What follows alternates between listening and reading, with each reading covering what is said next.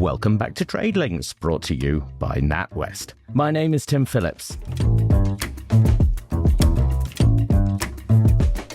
Great news, we have the band back together, our regular panel. In charge of data, Aastha Gupta, European Economist, Economics and Market Strategy, NatWest Markets. Hello, Aastha. Hi, Tim. It's good to be back. It's great to have you. And in charge, well, I can't really say in charge of geopolitics. I don't think anyone's in charge of geopolitics, but with his finger on the pulse of geopolitics, let's say that. Scott Livingstone, International Advisor for NatWest Group. Hello, Scott. Hi, Tim. Good to be back. You can't take a month off these days without someone announcing a major trade deal. And today we're going to be talking about the biggest one of the lot, the EU and the US. So what is it?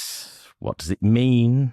Does it mean what some people say it is? $600 billion to invest in anything I want. But they might not be entirely accurate. I can do anything I want with it. Our topic today is Europe. The date, July 27, 2025. The place, Turnberry Golf Course, Ayrshire. Two people teeing off, but who will be left in the bunker? How did I do? Aastha, what am I referring to? I think you're not just talking about golf. You're talking about geopolitics. That date and venue was the stage for a critical EU-US trade breakthrough. Yeah, thank you. We have a deal. We have a trade deal between the two largest economies in the world. The moment when EU and US paused an escalating tariffs showdown and agreed on a framework trade deal.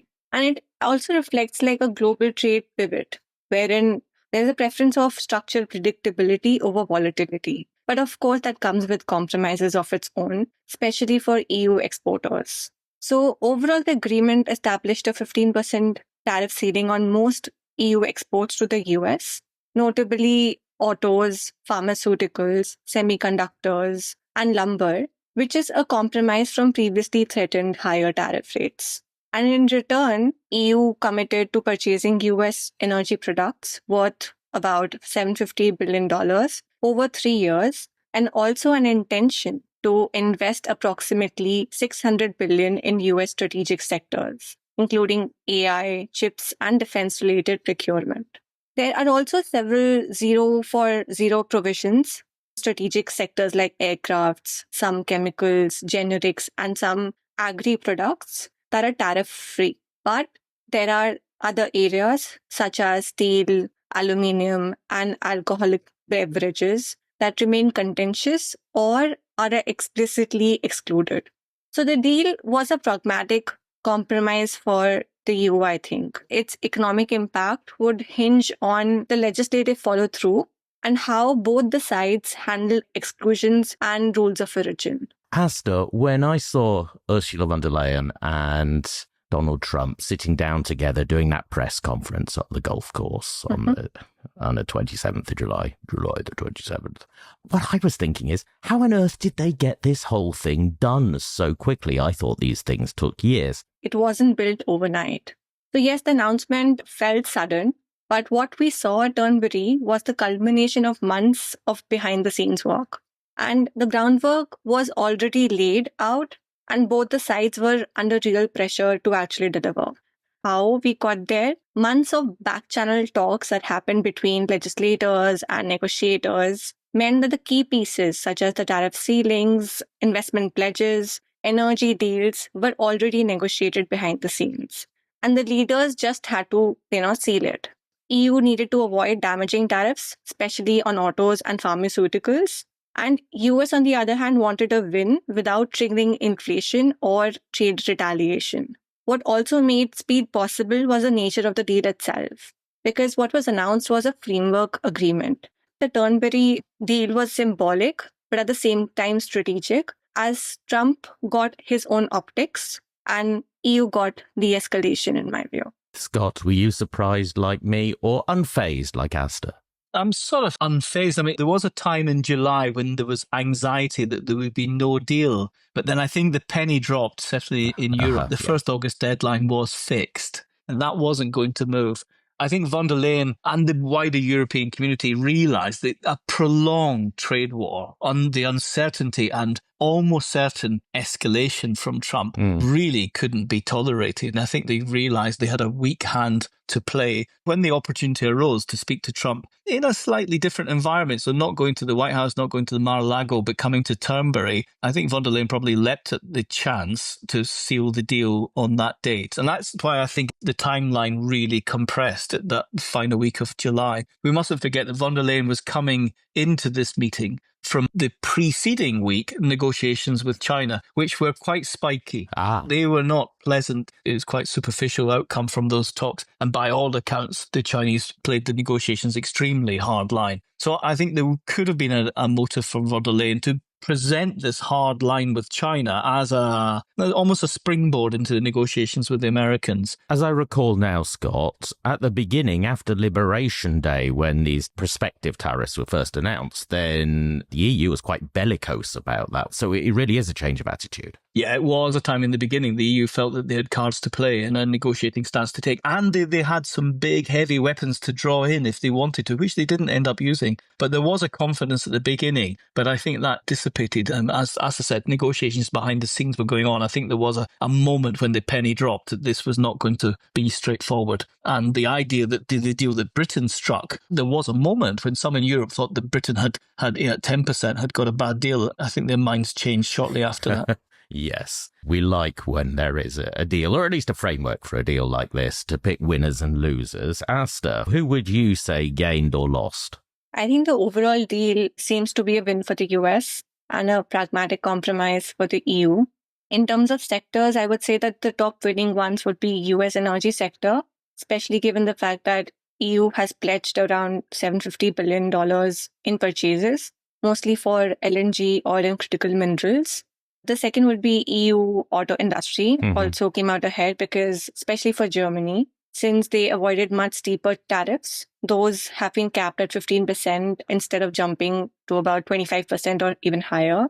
Then you've also got the US high-tech sectors like the semiconductors and artificial intelligence, since there's significant EU investment which has been planned there. On the other hand, I would say the losers would be EU steel and aluminium producers, as they were completely left out of the deal and they still face 50% US tariffs. And even the agriculture sector didn't move either way, which is disappointing for producers on both sides. And lastly, I would say that the smaller EU exporters, especially in consumer goods, didn't really see much benefits from this deal.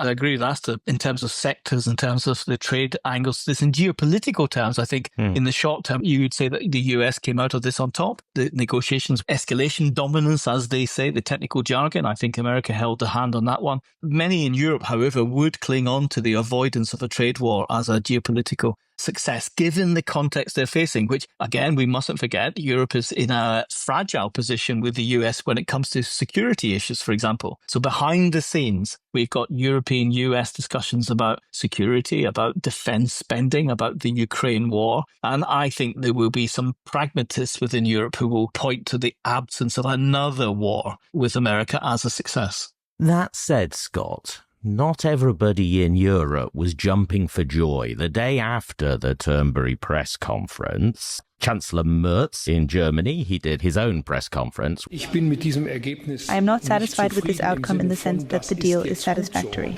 But I am simply saying that, given the starting position we had with the United States of America, it was obviously not possible to achieve more. On X, French Prime Minister François Bayrou. It is a dark day when an alliance of free peoples, united to affirm their values and defend their interests, resigns itself to submission. The EU resigned itself to submission. This isn't the sort of language that we usually hear about trade announcements. Do they have a point, or is it, as you say, just this is the pragmatic reality of doing business with the Trump administration at the moment? Well, Tim, you missed out another quote from another European leader, Viktor Orban, who said that Trump ate von der Leyen for breakfast. You're right. There were a range of immediate reactions, but really focusing on the ones that really matter, the Germans and the French, for example. It seems to me that Merz had just looked at a spreadsheet, probably, of the impact on the German auto business, whereas the French Prime Minister took a view based on values and the wider political message that the French leadership want to project across Europe. I think things have simmered down, and behind those messages there were a number of, as Aastha said, really the pragmatists looking at this is not as bad as it could have been, and that they could live with the direction that this was going in, bearing in mind it was a framework, not a detailed deal. So yes, there were voices immediately afterwards critical of von der Leyen's negotiating position and the deal that she struck. But behind it were a great number of more pragmatic viewpoints, which recognise, welcome to the age of the Trump administration. And this is what negotiations look like. And this is the muscle that the US is prepared to use now with allies and partners. We then move forward to the 21st of August. I'm not going to do the voice again, where we saw the framework agreement, which puts some more detail into this. What more does this tell us about what was announced in July? And what I'm really interested in is, does Donald Trump really get $600 billion to do with anything that he likes? So I think on 21st August, we saw a joint framework, as you said. And yes, it did confirm the broad commitments that were announced at Turnberry, things like tariff caps, energy purchases, and sectoral cooperation. But it also filled in some important details, especially around that $600 billion big figure that Donald Trump keeps referencing. So the short answer to that is no, that he would not be getting $600 billion in cash or any direct payment. What the framework really says is that EU expects to invest up to that amount into US strategic sectors over the next few years. But it isn't a government transfer. It's based on a projection of how the private sector investment is going to happen, especially as to what European companies are likely to put into the US market. The EU has made it clear that it is not a binding commitment and that the EU Commission can't force companies to invest. Trump got a headline number and it plays well very politically, but in reality, it's an estimate and not a guarantee. And even if the investment doesn't realize, there is no enforcement clause attached to the agreement. But of course, there's a risk that US could respond by raising tariffs again, which Trump has already hinted at. Aastha, is it possible to estimate the impact on EU's growth from this agreement? Estimation of impact of tariffs on growth are not really a straightforward task because it is based on the elasticity of exports in response to tariff changes. The current estimates for trade elasticities vary significantly depending on data methodology and analysis. If you look at EU's overall trade, including both goods and services, the surplus with US is really small, which is less than 0.5 percentage point of GDP. And exports of goods make only about 3 percentage point of GDP. So the direct impact from the announced tariffs is likely to be small. Our back of the envelope calculations based on IMF's recent export elasticity estimates suggest that the impact would be a reduction in export demand of less than 30 billion euros. That is less than 0.25 percentage point of GDP, assuming a long-term elasticity of minus 0.5%. That is, we're assuming that EU exports to US are seen as relatively inelastic to prices. Scott, one of the things that President von der Leyen said at Turnberry, which struck me, was she claimed that the agreement delivered stability and predictability. Every single leader in the world at the moment cherishes stability and predictability. Is her claim true? If you put in front of that more stability and predictability, then yes, it is true. We're now, 7 months in.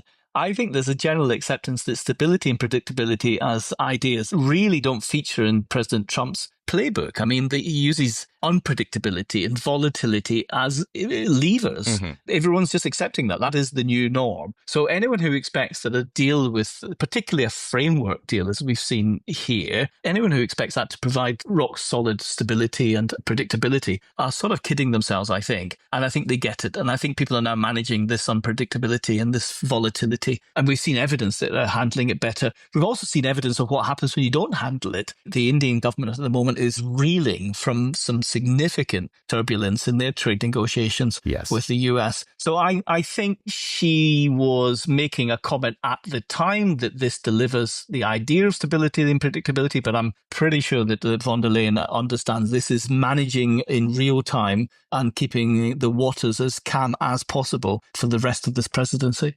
Which makes me think, I wonder what's coming next.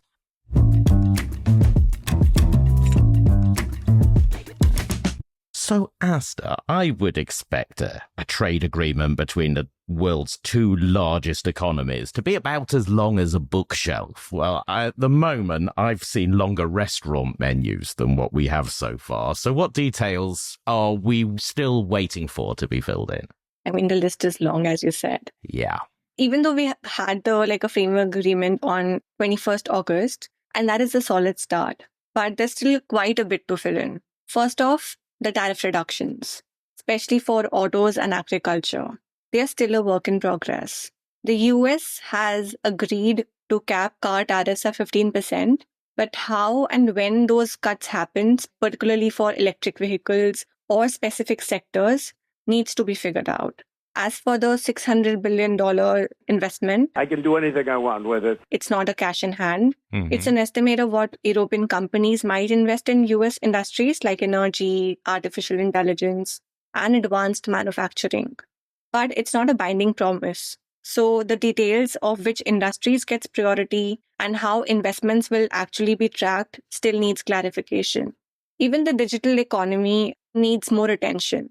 There are talks of aligning data protection rules, but how companies will actually be able to transfer data seamlessly and without friction is still unclear. And lastly, let's not forget about environmental and labor standards. The EU is pushing for stronger green trade practices and policies, especially around climate change and carbon tariffs, but US hasn't fully signed on it yet. And it's likely to take months, if not years, of more negotiations before we could really see a full flashed out trade deal. In the UK, when we're having US trade negotiations, we're always worried about chlorinated chicken. And it makes you realise that that's just a small thing on the agenda compared to all the things that are still waiting to be determined in this. I'd like you each to pick an example or two of something that will be important that we're going to see when this is fleshed out. Scott, first of all.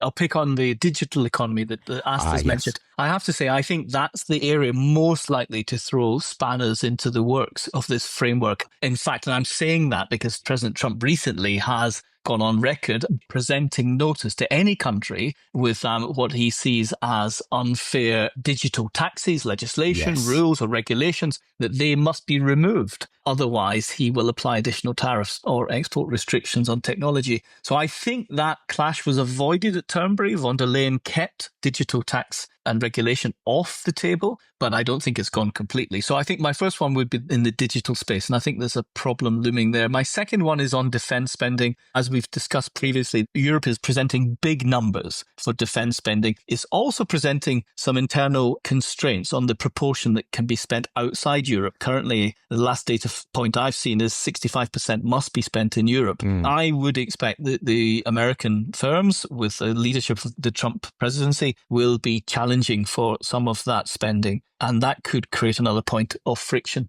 And then finally, Tim, I would suggest that China, as ever, is looming in the background here. We've seen, as I've said, rather spiky negotiations between the EU and China, but meanwhile, ongoing US-China negotiations are happening with continual talk of a Trump-Xi meeting towards the end of this year. Now, I put that out there because I think the alignment of EU and China and the US and China has the potential for more friction across the Atlantic. So I think there are three areas where we could see US-European friction, something about the digital taxes and regulation, something about defense spending, and then something about the degree to which the European countries pursue prosperity options with China. Aastha. I think there are two examples that particularly stand out for me. One would be the missing detail on automotive rules of origin as to whether the electric vehicles or hybrids that are assembled outside the European Union or US qualify for lower 15% tariffs. This will be important to, I think, German and Japanese automakers who basically have cross-border supply chains. Some vehicles could still face higher tariffs, even if most of the components come from either of the two countries. Second, I think would be related to missing details on which agricultural sectors will get tariff reductions or quota access. I think this would be important to US beef and grain exporters and for French and Spanish wine and dairy producers. I always ask the two of you for best and worst case scenarios. Let's rephrase that a little bit. Aastha, in economic terms, are we seeing this framework as a lifeline for the EU, which is struggling to find growth? Or is it a threat to the EU's solidarity, as some have commented? Economically, I think the deal appears to be a bit of both. But it actually depends on how you look at it and where you're sitting within the EU economy. On one side, I think we have export-heavy economies like Germany and Ireland. For them, I think it's a clear win, with protected key exports like cars and pharmaceuticals, and that avoids a damaging tariff hike. But the benefits are not really evenly spread. We have southern European countries like Spain, Italy, that didn't really see meaningful gains. And even sectors like steel, agriculture, SMEs, they were largely left out of protections or new opportunities. The uneven distribution could create tensions within the bloc if follow-up measures don't really, broaden the gains. Scott, I hardly ever dare ask you these questions these days, but geopolitically, can we say that the EU is a stronger force, or is it weakened today because of this deal? I think in the short term, one could argue that the EU is weakened by this deal. There's a greater dependency on the US, so that dependency has steepened in trade to join the dependency on security and on tech. So three key areas. One could see this as increasing the dependency on the US. I think the more optimistic term would be in the medium and longer term, where we see the EU not just a forcing function towards solidarity and cohesion, but also discovering new markets and presenting new trade arrangements. So trading around America. I think in the longer term, we could see this actually helping the EU develop a greater sense of sovereignty. But we'll have to track that over the months and next couple of years, Tim, to see whether that actually takes place. And that we will be doing on Trade Links.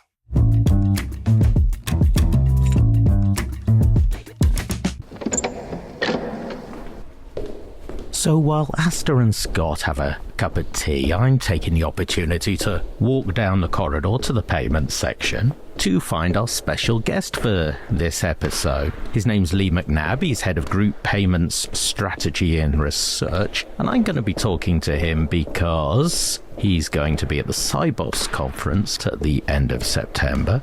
The theme for that is the next frontiers of global finance, so I'm going to find out what Lee will be talking about. Lee, we're talking to you partly because you're going to be representing NatWest at the Sibos conference. What are you going to be talking about? We're getting our crystal balls out, Tim, and we are talking about, I think, payments in 20 to 30 years, which is an interesting topic. Sometimes hard at the moment to work out how trade's going to be in 2 or 3 weeks, but 20 to 30 years gives you plenty of scope. At the moment, we're all talking about tariffs. As anyone can see, tariffs are at recently historically high levels. Is this really the time to be talking about how we do payments?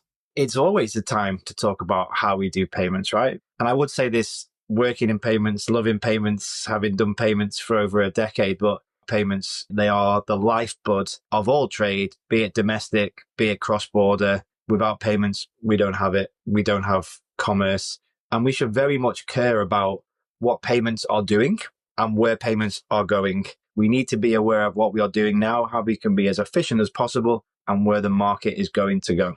Yeah, now payments comes into that category that we call non-tariff barriers to trade. Also in that there's technical standards, customs processes, the sort of things that we were thinking about a lot during the Brexit negotiations. Compared to them, how important are payments as a friction to trade? So again, payments are central. We need to make sure we have efficiency and resiliency. We need to make sure we have true scale. We need payments to be cost effective as possible. We need them to be secure, and we need them to be an appropriate way of managing risk, cash flow, etc. We need them to be transparent, and we need them to move at the appropriate pace and speed whilst at the same time innovating with the market and the regulation, which I think is important in this debate as well. It's another part of my role looking after digital assets for NatWest Group. That future of money is intrinsically important to what trade will be and become, again, in the next 10, 15, 20, 30 years. And it's very important that the standards and frameworks that sit around the payment infrastructure and the payment systems are constantly in focus and don't become, you use the word friction there, but don't become a barrier to trade. To give a live example, we as a group are involved in a global project that's sponsored by the Bank for International Settlements. There's 7 central banks. It's called Agora, 45 plus institutions from across the globe. And the technology side is actually the easy bit. It's the legal regulatory frameworks that sit across the different jurisdictions that you need to make sure as streamlined and interoperable as possible to ultimately ensure that the payments flow and the trade can be completed. You mentioned speed. We're used to, in our personal transactions now, we're used to real-time electronic payments. For trade, we would like that as well. How realistic is that in the near future? I mean, in UK, faster payments is 15 years old. We've had real-time, instant, for whatever that really means, for a while now. And I think it's fascinating to see globally different geographies and demographics accelerating in that place. And let's be honest, where the UK was once a market leader, I'd arguably say the UK is now a bit of a laggard. And the infrastructural approach needed and upgrade needed in the UK is one of kind of paramount importance. But speed is uber important. Speed is uber important with the appropriate balance of control, security, and again, to use your word earlier, friction, the appropriate level of friction. If I'm sending you £5, Tim, I don't want friction. If I'm sending you 5 million quid and you're in a different country, I want a bit of friction and control just to make sure I'm happy with that trade.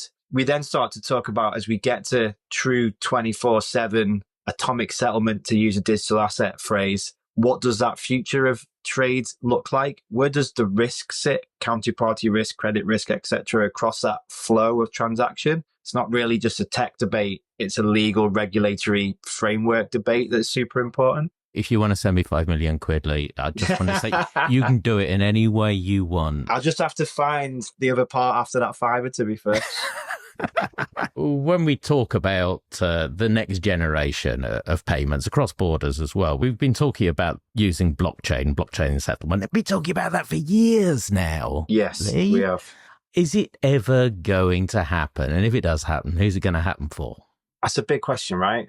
I've been in this game long enough, despite my youthful appearance, to have seen the kind of hype cycles that have come and gone. Yeah. I've seen the DLT focus. I've seen it die away. I've seen it come back. I've seen it die away, etc. I am a healthy cynic in this space. I am a big fan of doing the most efficient, cost-effective and outcome-focused technological change. So I'm not a big fan of getting the hammer out to crack the nut. However, this cycle and this growth that we're seeing now, if we look at stablecoins and the facilitation of stablecoins on DLT, is like I've never seen before.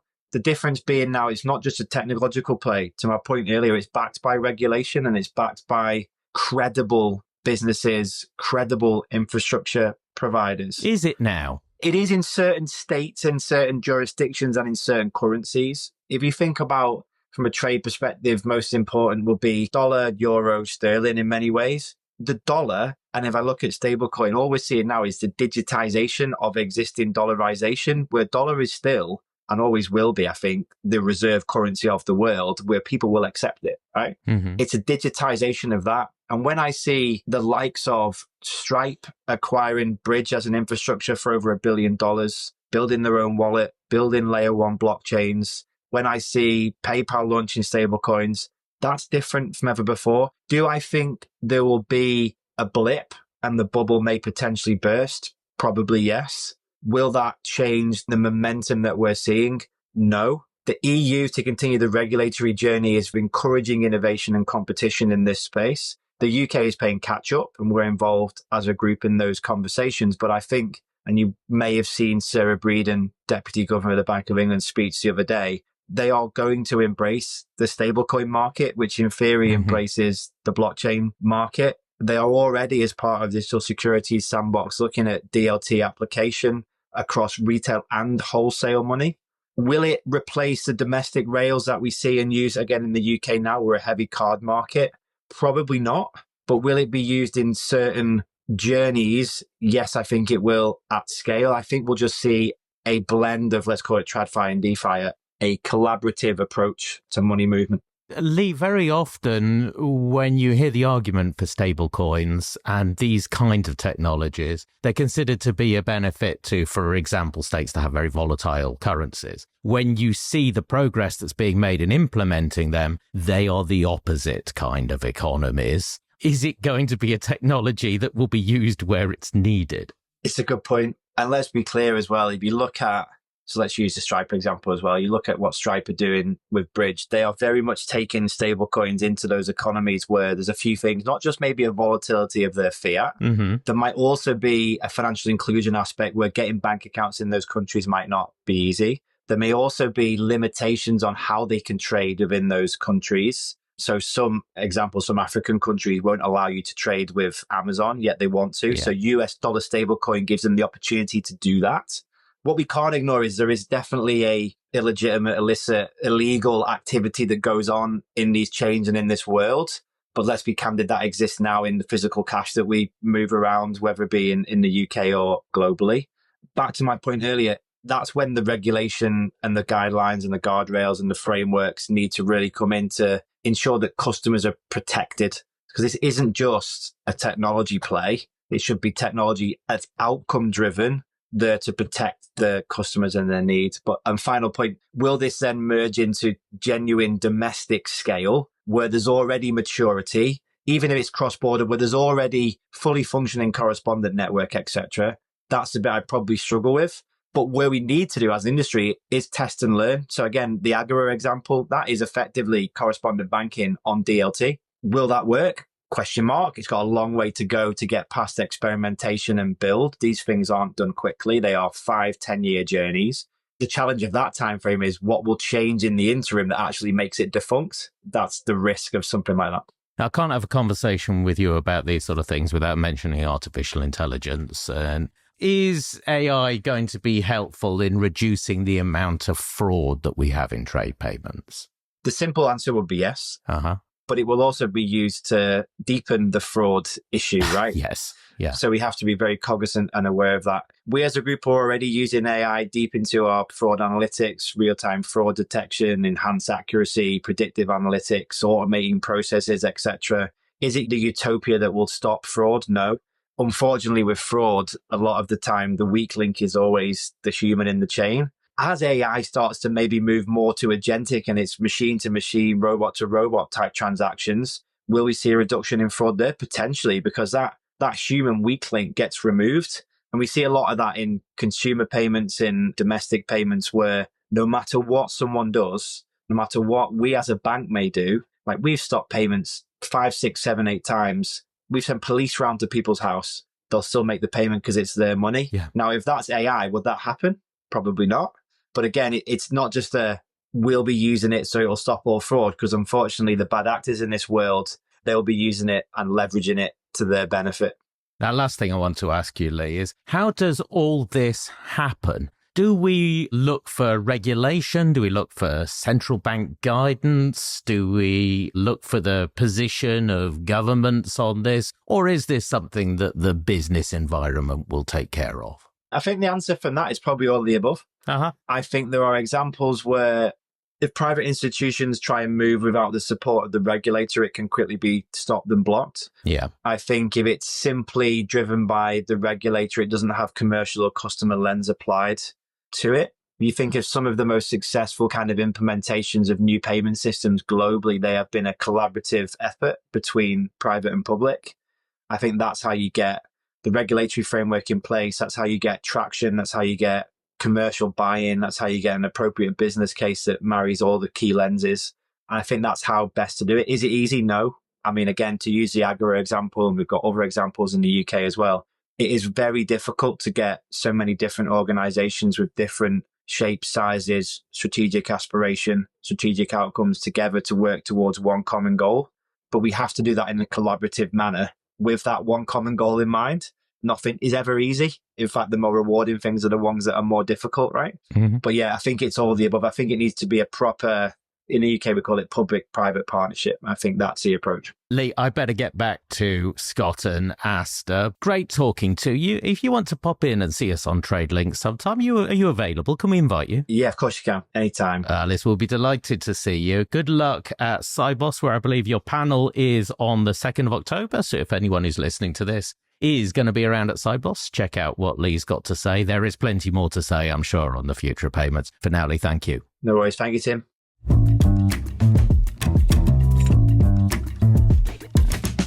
So we reached the point where I ask both of you, what's on your agenda? What are the things that you're thinking about that maybe the rest of us haven't thought about yet? Aastha, you go first. I think over the past month or so, the EU has quietly moved to protect its aluminium industry from a growing scrap shortage. And that is an issue which has been triggered by the US raising tariffs on EU aluminium to about 50%. And in response, there are talks about EU considering, levying a tax on aluminium scrap exports to stop the raw materials from flowing out of Europe. And that is something I'll be keeping a close eye on these developments, as this is a clear example of how tariff tensions can have ripple effects, hitting specific sectors hard, but at the same time very quietly. Please keep an eye on that for us. Scott, what's on your agenda? For geopolitical nerds, we always like the idea of inflection points, Tim. And usually, they come with hindsight. You look back and say, well, that was an inflection point. At the moment, I'm of the view that we're seeing an inflection point happening in real time right now, and that's to do with India. And I think India's geopolitical direction had been set to a degree in the last year, 2 years, growing engagement with America, a sense of emergence as a regional and global power with a sense of global independence in terms of allies, but nevertheless leaning into the West. But more recently, that has really gone through some turbulence, as I flagged earlier on. And we've seen the US administration whack 50% tariffs on Indian goods, Indian exports to the States, and a chilling of relations elsewhere in terms of India's regional position with the likes of Pakistan. So a considerable shift in US-Indian relations at the moment. That coincides with Prime Minister Modi travelling to China to attend the Shanghai Cooperation Organization meeting. We will look back on this week and this meeting for indicators as to where Prime Minister Modi is taking his foreign policy. So I think it's a really, really intriguing period of time for India's foreign policy and position on the globe. And then very briefly, two more slightly more tactical or localized issues that I'm tracking, both in the Levant, Syria and Lebanon.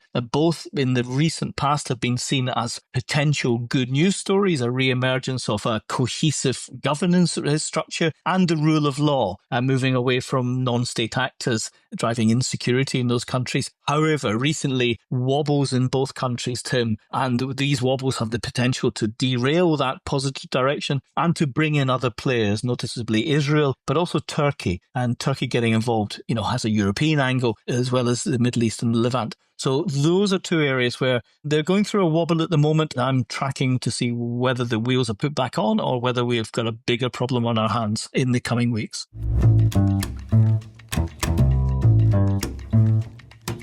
Scott and Aastha are calling the inflection points before they happen. You don't get that on every podcast. Thank you so much, both of you. It's great talking to you. Thank you, Aastha. Thank you so much, Tim. And Scott. Thank you very much, Tim. And thank you to all of you for listening. We will be back soon in a few weeks' time, by which time everything will have changed.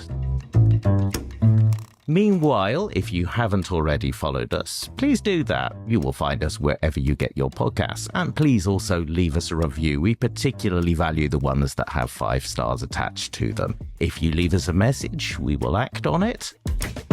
See you soon.